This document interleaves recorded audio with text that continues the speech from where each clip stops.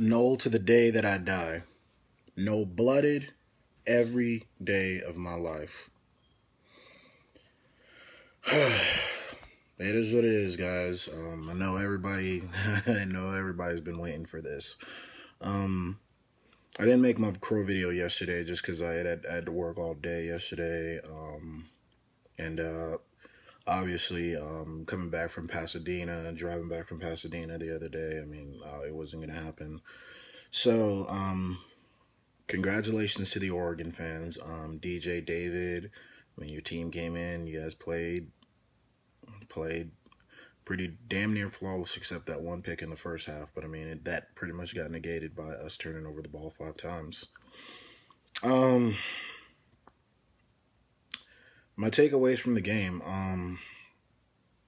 honestly, FSU, we got beat. I mean, just plain and simple, we got beat. I've said for the longest time, the only way that FSU is going to get beat is if we turn over the ball an excessive amount of times and we have a team that can capitalize on them. And Oregon was that team that could capitalize on it. It is what it is. I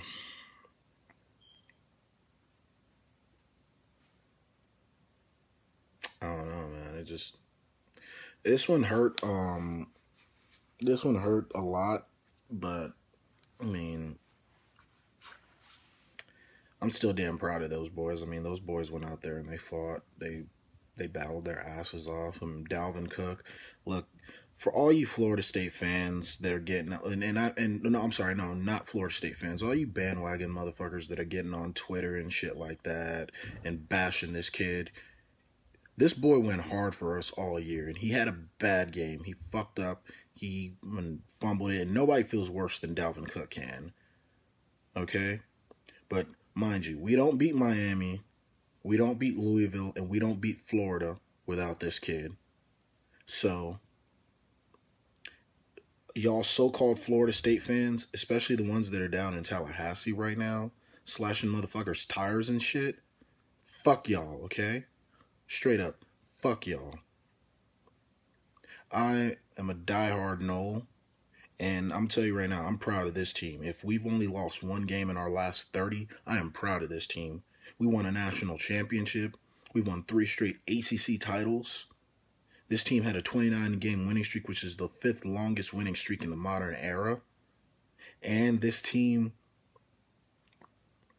has beaten its rivals 9 of the last 10 times. They're 9-1 versus your rivals. I mean, I'm proud of this damn team.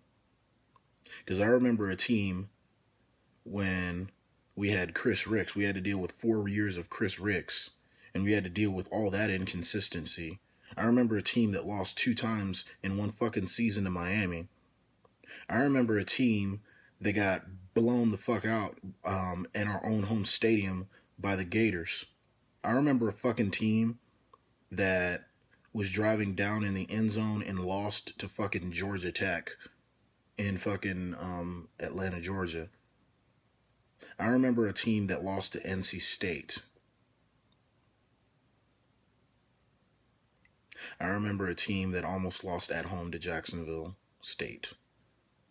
I remember a team that had a defense that was so bad that we gave up 30 points in every single game that we played, including to Jacksonville State. This team has come miles from where we were. Jimbo Fisher has put together an amazing group and put us back on the map and put us back into relevancy. We're able to recruit now, and I remember we couldn't get a recruit to save our damn lives. I'm proud of this damn team. And any one of you fucking so-called Noel fans that aren't proud of this team, fuck you guys. As far as our players walking off the field, you know what? At first, if I would have made this video yesterday, I would have, come on and I would have bashed our players. And to a certain extent, I still kind of do, because I feel like even though most of them were instructed to leave the field, so a lot more of them could have come over and shook hands. Now, here's the thing. after watching the Sugar Bowl as well too, I noticed that a lot of Alabama's players didn't go up and shake hands either.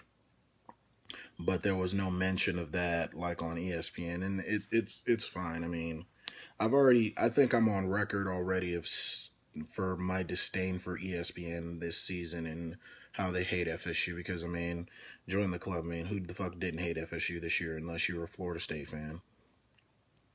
So, but I mean, the players were instructed to leave the field. I mean, just like Alabama's players were instructed to leave the field. But I mean, more of our players could have probably gone up and shake hands. I will admit that.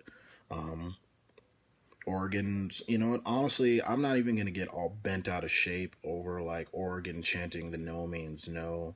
I mean, their coach is handling that, and you know what? If you win a game, you get to talk shit. I mean, straight up, you win a game, you get to talk shit.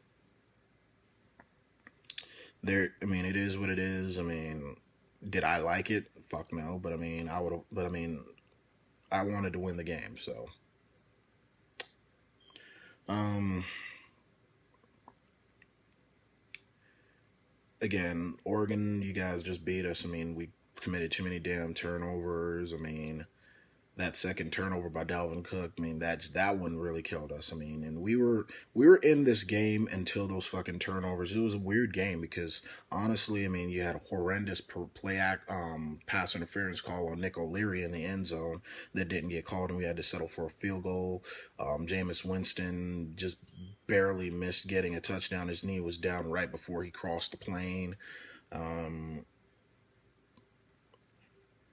You know, everything, you know, just everything, any and everything about this school, you know, but I digress. I mean, this shit hurts. I mean, I'm not gonna lie, it hurts. I mean, but you know what? I mean, I'm still gonna hold my head up because I still feel this team is gonna come back. We're gonna come back strong. To all our seniors out there, Rashad Green, Rashad, I'm going to definitely miss you, man. You went hard for FSU every single day that you were here. You're our all-time leading receiver. I wish you could have gotten the touchdowns record over Peter Warwick, even though Peter Warwick is my favorite Knoll of all time. But you got the receptions, you got the yardage. You're going to go down as the greatest receiver, in my opinion, in FSU history. No disrespect to Ron Sellers. Nick O'Leary, greatest tight end that ever came through FSU. Our whole offensive line. I mean, a Cam Irving, Josue Matias, Trey Jackson. Trey, you're going to be a first-round pick, and you're going to just dominate for somebody in the NFL. Bobby Hart, you've come miles from when you were a 16-year-old freshman, starting in the Champ Sports Bowl versus Notre Dame. We're going to miss all you guys. I mean, to the juniors that'll probably leave. Eddie Goldman. You know, you weren't as dominant as what Timmy Jernigan was, but you did a hell of a job, you know, being thin up at that line. Mario Edwards, I mean, you did a pretty good job for us. And if our corners decide to leave, I'm not Jalen Ramsey, but Ronald Darby and PJ Williams, I mean, I'm happy.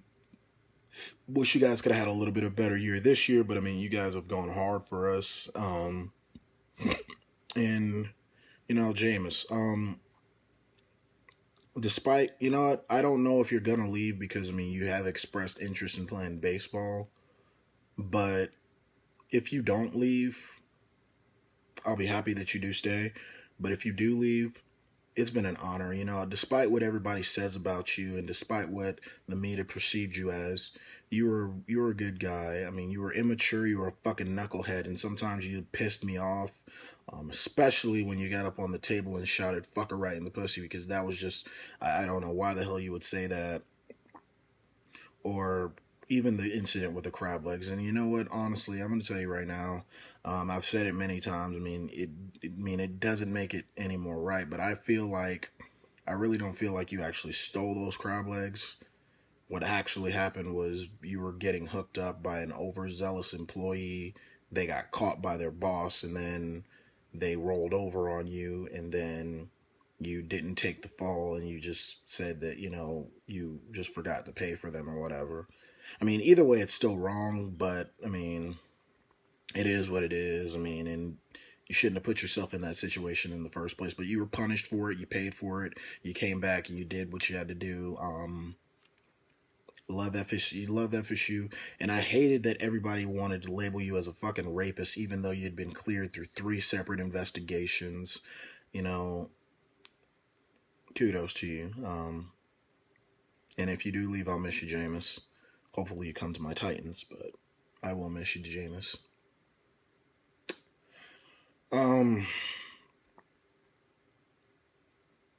That's pretty much all I have about this. I mean, I'm not gonna bash the defense or anything like that. I'll do that in a later video. Just want to say congratulations to Oregon, DJ David. And you know what? Fuck it. You know what? I guess congratulations to all FSU haters. I mean, you guys got what you wanted. I mean, you wanted FSU to lose. You wanted us to lose by 20 points or whatever. You got what you wanted. So, I mean, I hope you guys sleep better at night, knowing that FSU lost. But we will be back. I'm just letting you know that right now. The Noles will be back. These recruits that we are bringing in, they're going to be fucking studs. Jimbo Fisher, we've established a culture here at FSU. We're always in big games. And just one loss like this, I can only see it fueling our fire. We're bringing back Dalvin Cook. We're bringing back Travis Rudolph, Ermon Lane, and then in this recruiting class coming up, we got George Campbell as a wide receiver who's a fucking stud, who just beasted in the Under Armour All-American game. Devontae Phillips, that kid who was Dalvin Cook's, he was Dalvin Cook's teammate down at Miami Central and everything like that. This team will be a fucking problem, and we are going to be back. I am telling you that right now. Go Noles. Love the fucking Noles with all my heart. Nole till I die. And see you guys later. Goodbye.